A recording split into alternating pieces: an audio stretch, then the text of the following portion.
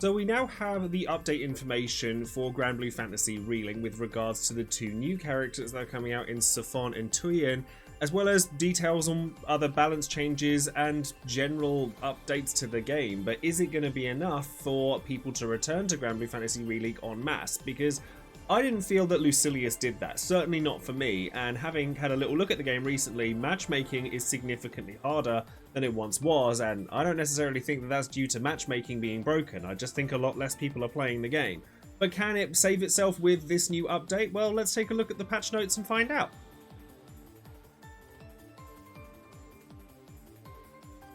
Okay, so this is actually the first that I've seen of this information. There was a stream that accompanied this information, but I didn't watch it. I'm going off of the patch notes here. So if there is any information that is missing from this that is in the stream, then please do let me know and I'll happily go back and watch it. But it was like an hour and a half long, and the last time I watched the stream for it, it took an hour to tell us very little, so I decided not to do that this time. With regards to the new content, added 2 challenging quests, Gulp, so these are the Reuben monsters, and Lock Horns. How to unlock Gulp is to unlock extreme difficulty quests, and how to unlock Lock Horns is clear the Tale of Bahamut's Rage. So you have to have finished pretty much the entire game in order to unlock these quests. So that could be potentially quite good, because we only got the one quest with Lucilius in the last patch.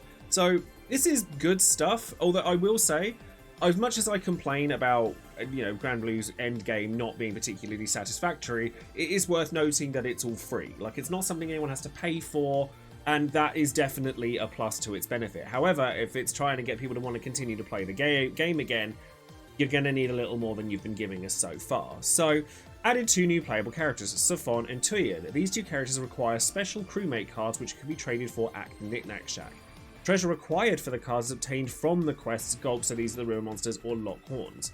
So the fact that there's an or there gives me a little bit of hope, I suppose, because it means that you can go into the slightly easier mission in theory, because you only have to unlock extreme difficulty quests to do that, or to get the Lock Horns quest means that you'll have to have beaten the game already, and those people like me who have beaten the game and beaten it to death have got everything that they probably want, and they want a place to utilize all of that gear that they've got, especially if they farm for Alpha, Beta, Gamma sigils through Lucilius, which I actually didn't do. So what I'm hoping for is by leaving the game for a little while and then coming back to it after some of the updates have come around, there'll be more meat on the bone for me to eat, as it were. So hopefully that ends up being the case. Added sigils with new traits. They will appear in the Knick-Knack Shack after clearing Gulp, so these are the Reuben monsters or Lock Horns. So this is probably okay, although does it end up equating to the same deal that we got with Lucilius, where the Alpha, Beta and Gamma sigils were just damage cap with some extra bits on it. Now, I originally said that I don't mind the damage cap sigils being a thing. What I do mind is how linear the builds became due to the damage cap being what it was, and them embellishing on that with Alpha, Beta and Gamma. So I'm hoping that these sigils with new traits will bring something new to the table, as opposed to just more of the same thing that we've been seeing. And more importantly, I'm hoping that these missions, one of them at the very least, gives us a reason to have built all of that stuff. It's all well and good us having all of this gear to go in, but I don't think that Lucilius was particularly hard. I finished it maybe like 4 or 5 times on like solo play with AI companions, and it was absolutely fine, no problems.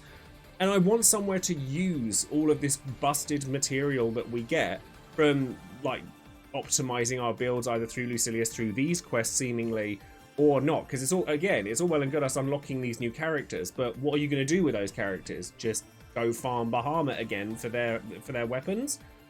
I'm going to need a little more than that. Added new trophies. I mean, that's kind of cool. I still haven't gotten the platinum for Granblue Fantasy Relink yet, but that's mainly because I haven't gone through the story again, because I burnt out so hard after the last time I played it. But maybe this will be reason enough for me to do that. Up to 30 sigil transmutations can now be simultaneously executed at one time. That's a big deal. Like, very happy that they've done that. That's something that should have been there from the start, because having to listen to that poxy parrot go off and off and off and off on like, oh, incredible, wonderful. It's like you just wanted to wring its neck by the time you'd gotten through it. So that is actually a really good improvement. Added the option to rewatch the end credits from the title screen. This option will unlock for completing the final chapter.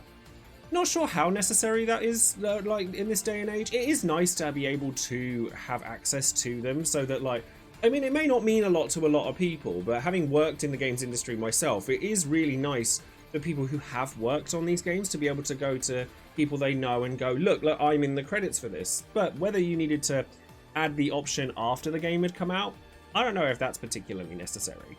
Then we have battle changes, or more generalized ones. So environmental factors such as strong winds and ground tremors should no longer interrupt players that have stout heart in effect, which also applies to non-stout heart effects that prevent interrupts from foe attacks. See, this is an interesting one, because I remember when I spoke about, I believe it was Percival, who has an effect that prevents interruption from foe attacks, and it being different from stout heart. But it's like, realistically, yeah, okay, maybe they have different names, but they amount to the same thing. So, and this is evident with this particular bullet point. It's okay, it's a nice thing to have access to, for sure. Like, it improves stout heart and non-interruption, or super armor, as I like to call it. You know, it's or like from the fighting game scene, but it's not that big a deal.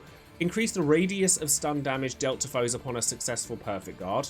It's only a buff. Improve the visibility of visual indicators for successful perfect guards performed by party members, like that. Any kind of visibility increase is only good. Improves the visibility of damage numbers that have hit their damage cap. This is really good, actually, because there was a lot of confusion, like, to know whether you'd even hit the damage cap, because it wasn't very plain and obvious. So if this is an example of what they've got here with this picture, changing the color of the font is really useful to a lot of people. I'm actually really happy about that. When battle camera correction is set to off, the camera should no longer automatically point towards the originator of a chain burst. Not sure I'd actually noticed that, but I suppose anything that's improving the camera in this game, definitely a plus. Fixed a bug where the Tyranny effect trait wasn't properly applying to Skybound arts, sure. Fixed a bug where boost amounts of link level gained effect wasn't properly applying. Fixed an intermittent bug where Eugen and sticky grenade attacks failed to fill his SBA gauge. Well, that's kind of a buff to Eugen straight away. Eugen, it is Eugen, isn't it? Party members with a skill that can revive will no longer automatically cast that skill on a player who enters critical condition and has the auto-revive status effect. Useful, you know, anything that's improving the AI, great. Although I will say, I still think the AI in this game is almost too good and trivializes a lot of the game. Fixed a bug that, under certain conditions, caused the player to continuously guard despite only pressing the guard button once.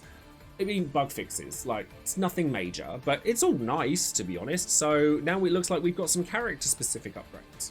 Now, I'm going to try and go over just the characters individually. As I say, it has been a short while since I last played Granblue Fantasy Relink, so perhaps I may misconstrue some of these things. Please do let me know in the comments if I do. And bugs, you know, the first one we've got here for the captain, fix an intermittent bug where the damage cap of Decimate would be superseded by the damage caps of other attacks. It's like, okay, it's a bug fix. Brilliant. I don't think it like that one. I mean, if it's you know, increasing your damage, that's good, because, you know, Rackham had that bug where his bullseye blast wasn't doing damage in multiplayer properly, so definitely want to fix those kinds of things. Catalina, environmental factors should no longer cancel Ares' summoning. I mean, that's definitely a bonus, because yeah, especially alongside the Stout Heart buff. Increase the amount of gauge gain granted by the Ares gauge gain up mastery node. That's only a positive. And fixed a bug that caused the Guardian's Honor trait to not work properly. I mean, Catalina was always a bit of an awkward character, I found. Like, yeah, she's good, but you just had to put in so much more work to make her better than you did with a lot of other characters. So this is nice for Catalina players if they like playing her, but I wouldn't say there's anything game-changing there for her. Rackham, increase Bullseye Blast's damage cap, increase the damage cap of well-timed square attacks, increase the damage cap of launch attacks, and increase Bullet Hail's damage cap. I'm not sure Rackham was a character that needed that many buffs, to be honest. Like, okay, his damage, you know, he did rely once upon a time on his busted damage cap on his aerials, and that, increasing the damage cap of your other moves, like, makes up for that a little bit. But I don't think he ever really needed that. He's a really strong character even without those shenanigans, and I played him for a long time without that and was absolutely fine. So I'm not sure he needed that, but hey, you know, buff's a buff, right? It's not PvP. It's not hurting anybody.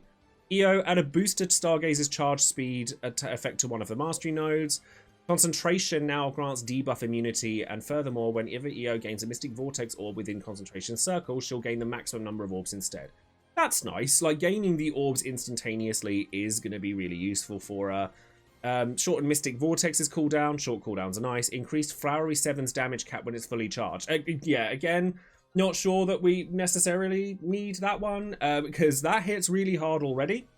But hey, EO players, always going to like that. Eugen, increase detonator's damage cap based on its charge level. That's a simple one. Again, like, I'm not sure why he only got that, but Rackham got 4 different damage cap buffs, because it doesn't seem necessary to me, but sure. Rosetta, added boost to rose attack frequency and always plants the maximum number of roses to the enhanced roses in Link Time mastering mode. Sure, that's definitely good. Rosetta's definitely not one of the most played characters, at least not from my experience, so it'd be nice to see a character getting this many buffs that might benefit that. Increase Spiral Rose's damage cap based on level of planted roses, as well as Lost Loves. Increase the damage cap of attacks dealt by planted roses. Yeah, that's definitely a buff for her. And then a couple of bugs. Fixed a rare bug that caused Rosetta to act differently from the player's inputs. I don't think I ever encountered that. Did you? Like, wow, I didn't even know that was a thing, but sure. Yeah, that's definitely worth fixing. Berry, increase the damage cap of her charge square and triangle attacks. Fixed a bug where under certain conditions, casting Purge Spirits would summon more pets than intended. Is that really going to be a big deal for Fairy players? I mean, not especially. I don't think there's anything huge. Again, bug fix and a bit of damage cap. I mean, it doesn't say here by how much the damage caps are increasing, but that's a thing, so fair enough. Narmaya, increase the damage cap of Dawnfly Stance combo finishers and Dawnfly Stance charge square attacks, and increase Setsuna's damage cap based on its charge levels. So what I'm getting here is that all of the popular characters seem to be getting unnecessary buffs. Like, Narmaya did not need buffing. I'm not really sure why she got it, but fair enough. Vayne can now start an attack following a link attack more quickly. That's useful. Adds boost attack power and damage cap effects to the enhanced beatdown gauge. Mastery node, increased damage cap for beatdown combos. Increased energy destruction's damage cap based on how full Vayne's SBA gauge is. And fixed a bug that would cause enhanced beatdown gauge mastery node to not work properly. I think that Vayne's deserving of damage cap increases, because the thing with Vayne is a lot of people tend to take Vayne for his bubble shield, and the problem with his bubble shield, as opposed to other characters that have similar invulnerability effects, is that Vayne can't do anything else while he's doing it. So I think that him getting damage cap increases is really beneficial to him. Percival increased the damage cap of charged triangle attacks, increased Rotoverbal's damage cap. I definitely don't think Nat needed that. Adrenaline Rush support skill now supports a proportional boost to Schlack's charge speed when charged after attacks that aren't combo finished. That's actually kind of nice, because I know that a lot of people felt that Percival fell off after the last patch and his, like, charge cancelling didn't work properly. So he got a big buff from that, and Rotoverbal is, like, probably the best attack he has, so I'm glad that that got a damage cap. But again, I never felt that this was particularly necessary. I played Percival for a long time, like, doing well without the charge cancelling, or at least not like abusing it. So it's nice to see. Siegfried adjusted the enhanced square attacks master to allow Siegfried to always perform perfect executions during link time. Sure. Increase the damage cap of well-timed attacks and Verdragon's damage cap. I think he did need damage cap, because he definitely did want more damage, but the thing is because every character's getting it, it's very, you know, if everyone's super, no one is energy, so I don't know how much that's going to really help him. Cagliostro, a boost attack and damage cap effects to enhance charging. Sure. Increase damage cap for certain attacks performed in combo D. Damage cap. So this is all making me nervous a little bit, because it does seem like the only way that Cygames knows how to make characters better is to just increase their damage cap, which to me is really dull. Like, and I don't think anyone's really struggling unless these 2 new quests happen to be extremely difficult. These seem very, I don't know, straightforward. And, you know, so like, I always quite like it in, like, balance patches, certainly in a PvE game where a sort of, you know, lesser played character suddenly becomes really good because they've gotten something they didn't have before that wasn't just, hey, have a bit of damage. But I don't know. Let me know in the comments below what you think of that, because that's how I feel about it. Yodaha added an always performs the shortest combo effect to enhance Triple Shroud in Link Time Mastery. So there's a lot of buffs here that are related to if you're in Link Time, things are easier for you, which I don't hate that. That's fine. Increase the damage cap of successful counters triggered by Tit for Tat. Increase Flashing Void's damage cap. Increase Sky Shatter's damage cap. Under certain conditions, Tit for Tat didn't work properly and they fixed that. Yep, same again. Added a boost to damage dealt by Zeta effect to the Arvis Vermeer status effect. That's interesting. Yeah, that'd be like, sure. But was Zeta players struggling to hit damage caps with her? because maybe, I don't know. It depends on how much damage cap they're increasing across all these things. There's no percentages or anything, so until the patch is released, we're not going to know. Added it raises the damage cap of charged triangle attacks effectively enhanced charging Link Time Master Knight of Vasaraga. Increased Skybound art damage cap. That's an interesting one, that he's the only person that got that, but I kind of like it. And then Id looks like he's gotten quite a lot, but to be honest, he kind of needed it. Environmental factors no longer remove Godmite while rapidly pressing triangle in Godmite, okay. Adds a shortened skill cooldown to, okay, so to Link Time Mastery mode. And then damage cap, as long as he's in Godmite, seems to be across the board. But Id, for the awkwardness of running him, definitely, and the kind of character that he's supposed to be, should definitely be doing more damage than he does.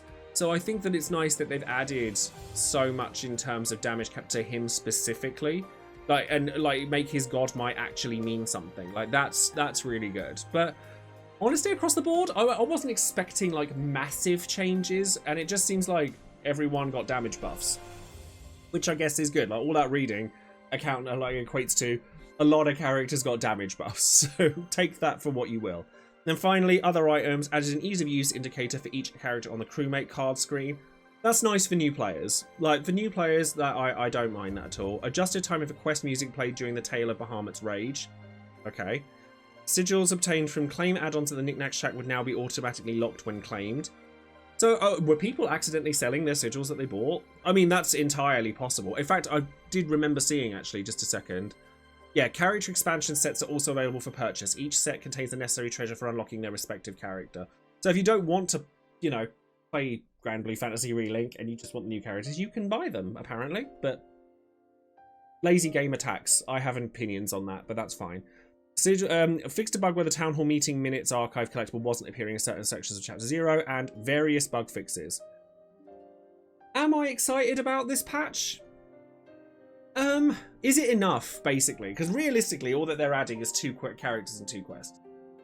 Is it enough for me to be excited enough to want to start playing the game regularly? Until I see what these 2 new quests are, and again, I haven't watched the stream, maybe they did a load of details on these, so if they did and they look exciting, please do let me know.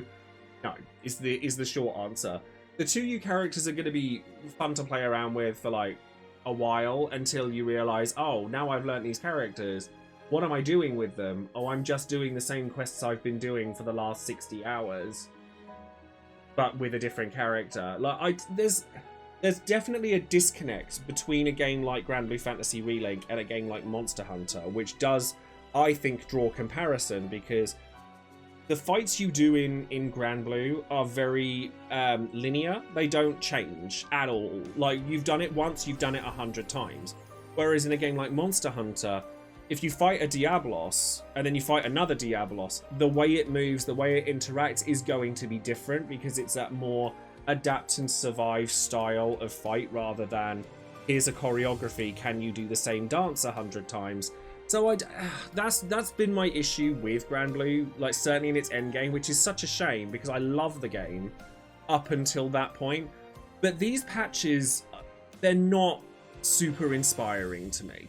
However, of course, if you're excited about this patch, then please do let me know. I will say that Seofon of the 2 new characters looks like the more interesting character to me. And I know that people have already, like, mined Sandalphon from the first patch as a playable character to hell and back on the PC version, which I'm a little sad at, because it's like, why open your Christmas presents too early when it comes to... Because if it turns out that the last patch is only Sandalphon, then people are going to be even more disappointed than they already are, because a big bunch of people have already gotten to play it. So it's like, I don't know, it feels like ruining your Christmas presents before you open them a bit to me. But again, that's maybe just me. You let me know in the comments below what you think of the patch and what you think of the 2 new characters. And if you're not sure what to comment, just type algorithm, because it's really helpful to me as a content creator. I'd appreciate you all the more for it. That's going to be all for today's video on Granblue Fantasy Relink. I hope I'm wrong, honestly. I hope that these missions do turn out to be really exciting and the characters too turn out to be really exciting, because I would love to have a really strong reason to return to this game, because the end game as it currently is it's not it for me. Like, farming terminus weapons is one thing, but farming to max out every terminus weapon, I I got to a point after 200 hours of literally just farming the same things over and over and over again for each character, to a point where it just made me hate the game. So that's why I stopped and didn't make videos for a long time about it. But I want to see where it goes. I want the game to be really strong and in its end game, just like it had been all the way up until that point. But I'm not super inspired by what I've seen so far. But I'd love to hear from you guys, as I say earlier, and let me know if it's inspiring you to want to play it. And maybe we'll get to play it when it comes out. I'm actually away for the next week, so I won't get to play this on release. But what I worry about is if the same thing will happen as it did with Lucilius, where, like, okay, I'm away for a week, I come back, and everyone's blitzed these missions so hard that no one's playing the game again after, like, 2 days. So I worry that that's going to be the same case with this, because, like I said, I know I draw Monster Hunter comparisons a lot, but that doesn't happen with that game nearly as quickly as it has done with this one. So we'll have to wait and see. Anyways, thank you all very much for watching. Do consider liking and subscribing to the channel if you've enjoyed what you've seen here today, or you agree with the things that I'm saying. And if you really want to support the channel further, then perhaps consider clicking on the link to my Patreon in the description box below, as all of the lovely people that you see on the screen right now, obviously. But thank you very much for that, and I shall love you and leave you there. Have a great day, everybody, and I will see you soon. Take care. Bye-bye.